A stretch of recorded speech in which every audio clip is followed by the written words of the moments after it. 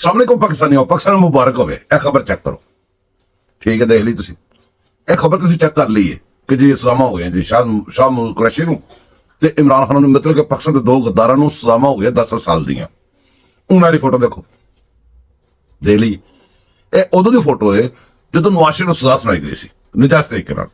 ਅਸੀਂ ਬੜੀ ਮੁਸ਼ਕਿਲ ਜਿਹੀ ਕੌਮ, ਸਾਡੀ ਕੌਮ ਮੁਬਾਰਕ ਮੁਬਾਰਕ ਮੁਬਾਰਕ ਪੜਨ ਵਾਲਾ ਪਾਇਆ, ਵੈਰੀ ਗੁੱਡ, ਮੈਂ ਵੀ ਕਹਿੰਦਾ ਮੁਬਾਰਕ। ਪਰ ਦੁੱਖ ਦੀ ਗੱਲ ਪਤਾ ਕੀ ਹੈ? ਖੁਸ਼ੀ ਦੇ ਨਾਲ ਇੱਕ ਦੁੱਖ ਦੀ ਗੱਲ ਹੈ।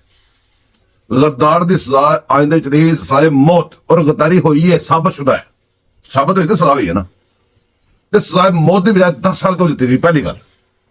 दूसरी गल, इतने लोअर कोर्ट गा ली पीला पीया ने जज सारे कादे आंडू बड़े ने, सारे इमरानडू ते कादे आंडू। हाली तो पता नहीं किहड़ी किहड़ी गेमां होनियां ने ते की कुछ होना। पहले भी गेमां करते पे ने, कल परसों अंदर की कुर्सियां तक चुक चुक मारते पे सी जजां नूं। ਤੇ ਜਿਹੜੀ ਜੱਜ ਨੂੰ ਕੱਲ ਗਾਲਾਂ ਕੱਢੀਆਂ ਦੋਨਾਂ ਨੇ ਰਲ ਕੇ, ਇਹਨੂੰ ਹਟਾਉਣ ਵਾਸਤੇ ਸਾਨੂੰ ਸਜ਼ਾ ਨਾ ਸੁਣਾਈ ਜਾਵੇ, ਇਹਨੂੰ ਜ਼ਰਾ ਲੰਬਾ ਕਰਨ ਵਾਸਤੇ।